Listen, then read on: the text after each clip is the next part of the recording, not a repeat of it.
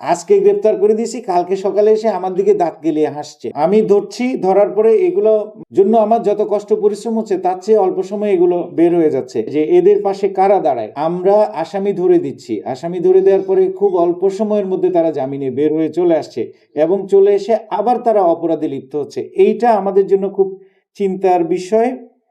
আমরা আসলে এখন এই সমাজের বিবেকের কাছে আসলে প্রশ্ন রাখতে চাই যে এত ন্যূনতম সময়ে জামিনটা কিভাবে হয়ে যাচ্ছে।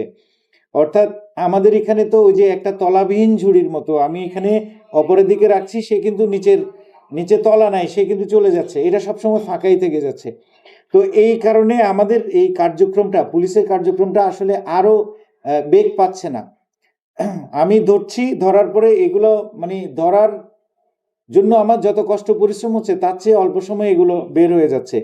আমাদের আসলে আজকে প্রশ্ন করার সময় আসছে যে এদের পাশে কারা দাঁড়ায়, কারা এদেরকে দ্রুত জামিন করায়, কিভাবে তারা জামিন পায়, সুনির্দিষ্ট অভিযোগ থাকা সত্ত্বেও, সুনির্দিষ্ট তথ্য প্রমাণ সত্ত্বেও অনেক সময় যেটা দেখা যায়, এটা আমি জানি না কিভাবে হয়, আমাদের হয়তো তদন্তের বা আমাদের রিপোর্টের কিছু ত্রুটি থাকতে পারে, দুর্বলতা থাকতে পারে, কিন্তু যেটা আমরা লক্ষ্য করছি সেটা হলো যে এই হারটা কিন্তু খুব দ্রুত, যার কারণে আসামি ধরে শেষ করা যায় না, তারা আবার মানে জামিন পেয়ে আসে। এবং আমাদের এই যে সাব ইন্সপেক্টর লেভেলের অফিসার যারা, দুই একজন বলছে যে স্যার আজকে গ্রেপ্তার করে দিয়েছি, কালকে সকালে এসে আমার দিকে দাঁত গেলিয়ে হাসছে।